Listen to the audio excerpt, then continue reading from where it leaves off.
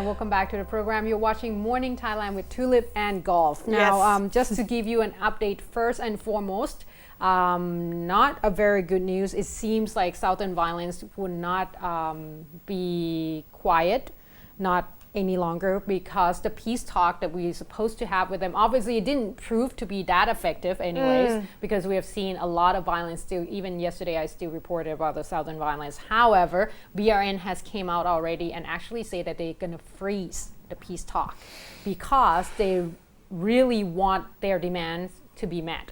Now, of course, this is going to be hard because obviously some of the demands are actually might put us at a vulnerable stage, because that means that we have to pull out the troops that's supposed to be securing the area, and it hasn't been proved that the area has been secured. Right.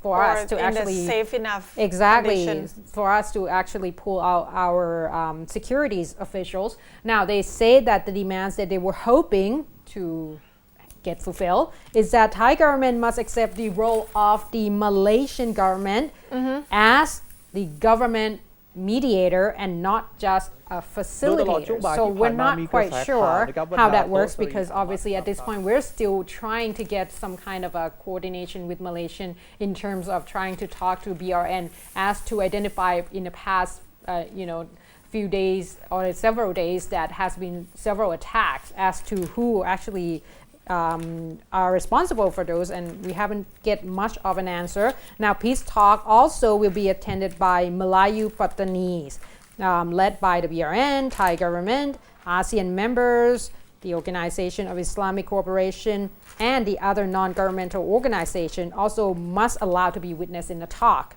Now, I believe that the talk was supposed to be at the 18th that they were set. But at this point, they say that they're not going to talk on the 18th anymore. They're going to halt it until these are done. But interestingly enough, if you want these people involved, I believe that you have to have a talk. So I'm not quite sure how that goes. Thai authority must release all the detained suspect and is suspected suspend all the arrest warrants against those concerns. Now, those ones we already talked about in terms of trying to, I believe that they have to go through a court ruling and legal system anyway, so not sure how that would do. And the BRN status must be recognized as Pattani Liberation Movement, not just a separatist group. So of course they don't want to see as insurgents, they want to see them as a movement. And of course we have talked about the Pattani state before, where they believe that Yala, Narathiwat, as well as Pattani were actually a Pattani state. Now, at this point, the Deputy Defense Minister, Yuttasak Sasiprapha, declined to actually comment on this postponement. But the latest figure has came out that at this point, 86 attacks were reported in the south during Ramadan from July the 6th until yesterday. So 86 attacks already. But they insisted they go, I just heard in the news, if they go by percentage, it's still less than last year. Yeah, well, it is less than last year, mind you. It is. Like, it is for the fact. So it doesn't mean that peace talk doesn't help at all. Right. That's what I think. It helps, but it's just not at the point where, it's enough for either parties, I have to say, because I believe that the killing of To Imam, or the religious leader in Pattani, Islamic religious leader, the biggest case, has shaken a lot of people's morale. And the thing is, with the 4 culprits, I think they're still trying to identify, but the police say that they know 2 of them already, and the other 2 they're still looking for. However, at this point, it seems like the BRN thinks it's from our side, and we believe that it might be from someone else's side. So, and BRN claims that since we could not keep peace within the South, then Thai authorities are to blame. But then Thai authority then asking the BRN, well, you say that if there's some kind of movement or attacks and such, you would be able to identify or talk to small factions that you claim that wasn't your responsibility. So clearly there are more than 2 parties in so this whole thing. It is very difficult, and at this point I believe that we have to wait and see whether or not what would Malaysian as a mediator Right. would do and say, and whether or not we can come up with some kind of conclusion as to maybe set another date a later on, not on the 18th anymore. The 18th is still like a few days to come, so Right. let's hope Maybe that, there's a hope. yeah, that is still on the table. Right. Anyway, moving to another news. This is such a different kind of emotion, or That's true, but it is still an ongoing case. anyway, just as long as this is an ongoing case the DSI has picked up. Remember, we have been reporting to you guys for the longest time about this former monk Virapol Sukhpol that we used to call him Lung Pu Nen Kam when we first started talking about this news. Right now, reportedly, he is in Laos and initially supposed to turn himself in today. And this guy that said that he is Nen Kam lawyer or Mr. Virapol lawyer just contacted the DSI and said that Mr. Virapol asked to postpone this surrender. They want another couple days. Right. And with the help reason, and also they're trying to gather enough, they try to gather enough money for the bail. Yes, that's what he said. The funny thing is, at the end of the day, this lawyer said, "I'm not officially representing Virapol yet. I haven't met the guy." He said he haven't met a guy. He's not officially represent Virapol Sukhpol yet, but he got contact from Virapol Sukhpol to be the mediator between Virapol and the DSI. So the DSI said, okay, since Mr. Virapol initiate the process and want to turn himself in, so I guess he received the benefit of the doubt. The DSI will give him another 7 days. Oh. So if he doesn't turn himself in this 7 days, DSI, they believe that the Virapol is in Laos, will ask for extradition and ask for help with Laos authority. Right. Because we have pretty good relationship with the Laos authority, apparently. So another 7 days, we probably will get to see some action if he doesn't turn himself in. And the police believe that Virapol get into Laos illegally because his passport has been revoked already since weeks ago. So because maybe he's going to face another charge. Technically, they could charge him. Remember, we talked that being a monk, flying around, they need different kind of passport. Yeah. And they already revoked that passport. But he could always change. Yeah, and yesterday there was a report that his not officially lawyer somehow tried to cross Laos border, Thai-Laos border. Okay. And the journalist met him. Okay. So he said he not going to see Virapol. He just took his daughter for some sightseeing. Oh, it just Laos. happens. It just happened, and he's not sure yet when he's going to meet Mr. Virapol Sukhpol. Okay. For a lawyer that hasn't met his client, he seems to talk for him a lot, or even like on behalf officially of his lawyer. Well, all right, interestingly enough, I have another interesting news for you. I mean, like I said yesterday, I mentioned about this particular case that there's going to be a press release or press announcement of a local politician versus a very, very famous actress from Channel 3, Kun Jenny Tianpo-Suwan. And I said could be two speculation. Either, they came out and say that they're not together, or they came out and say that they're together and maybe some announcement, a wedding. And apparently, yes, they actually, to a shock of a lot of people, because we have only heard about her, we never heard actually, because for the past few months, we never heard about that relationship. Reporters, asked her. Right. Actually, people spotted him. That he's drove her here and there, so people spotted him. He's not that difficult to spot, really, because he's quite famous. Like we've seen his face before. Not only he's a local politician, he's also a son of a famous politician, which is still like hiding right now, running away from a case. Is a well-known. Yeah, Asawahim is a very well-known and have a lot of power. Right. Let's just say behind their in last name. Prakan, especially. Exactly, and he also married to a famous singer And when we say famous, we like, She's like the second to Bert Thongchai, I would say. yeah, they call her a diva.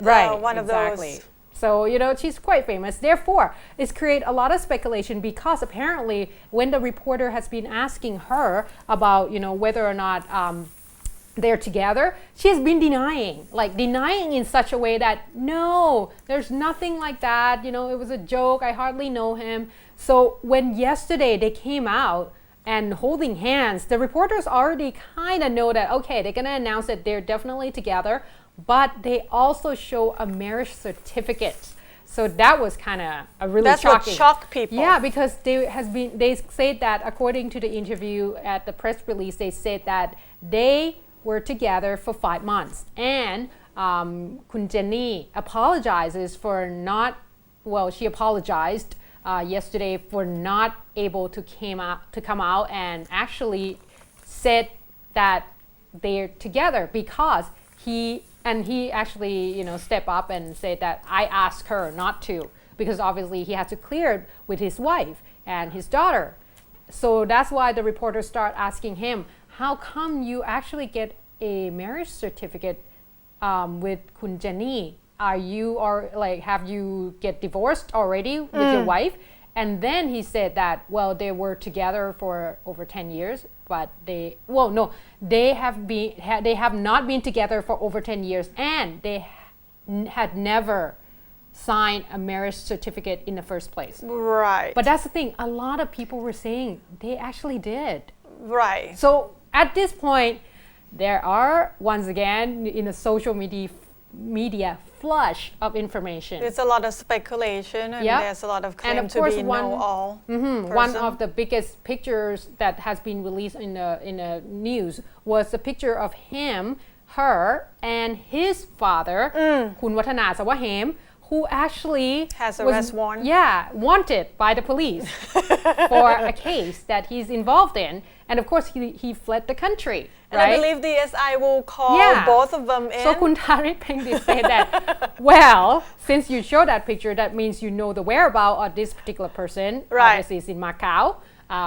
Because Kun Chonsawat, Kun A, the politician, has said that himself, that that's where his dad actually is right now. Right. So Kun Tarit Pengdit, of course, the DSI chief, said that, well, they both going to have to be called in for an investigation because they are looking for this particular person.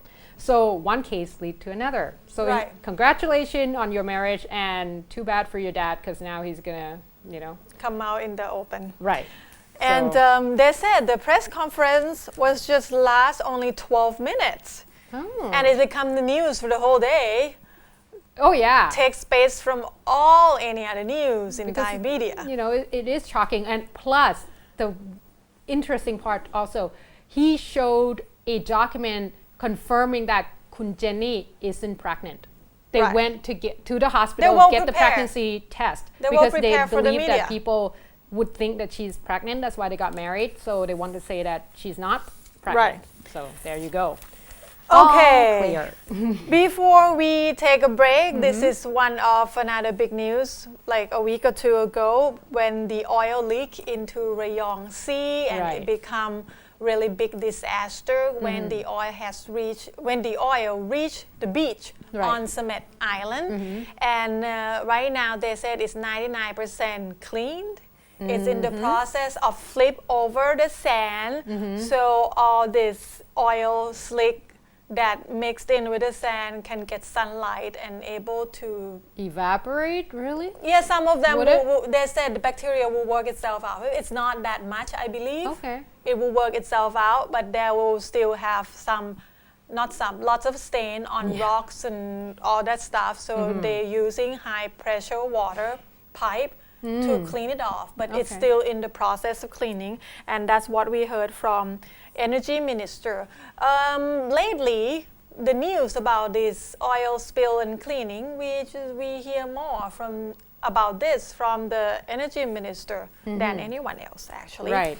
So yesterday there was a meeting of the local Fishermen Association in Rayong province, about 800 boats. They didn't say how many people, but apparently 800 boats will be 800 teams of fishermen all together. And right now they say there is about 117 individuals that qualified to receive the compensation in August 10th. The initial compensation is 1,000 baht a day, and right now they're giving 30 days of compensation, so the total will be 30,000 baht.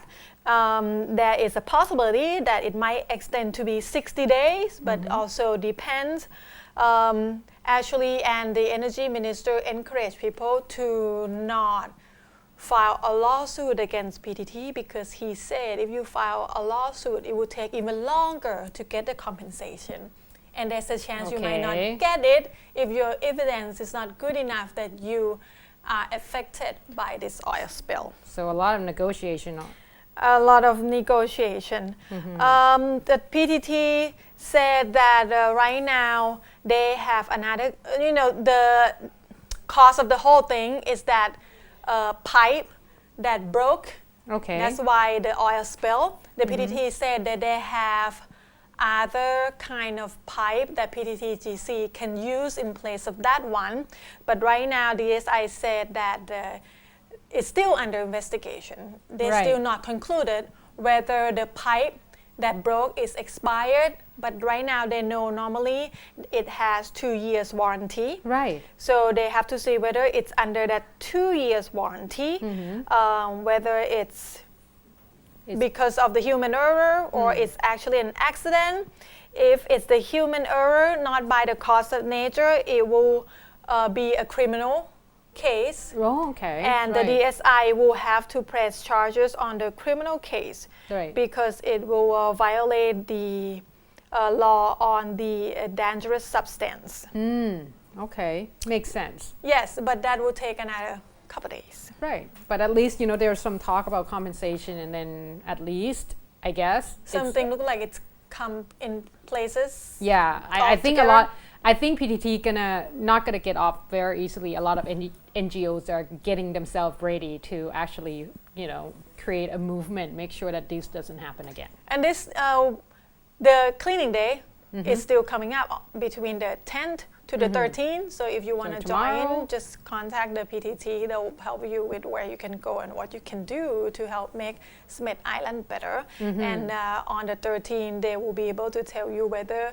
they can open Proud Bay to the public again. Okay, very good. Now, with that, we're going to take another short break. Of course, next break, we're going to talk about the, Internal Security Act and Amnesty Bill. So please stay tuned.